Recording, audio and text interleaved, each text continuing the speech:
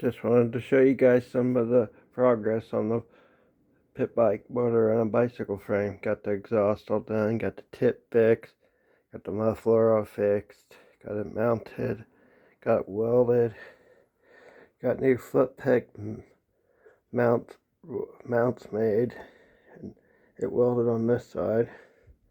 Got to still make that bracket. There's a coil bracket in the rear bracket, rear mount. Tank set up, fuel line all set up.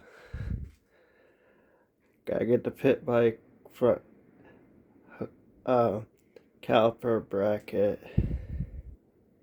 and hose and master cylinder.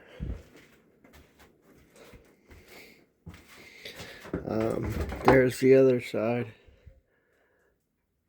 There's a shifter. I'm gonna move that foot peg to the same area, but on this side of the bike. Still gotta do the wiring. Got the chain all hooked up. Gotta get the back brake figured out. Still need a master cylinder and a hose for that, and it's done.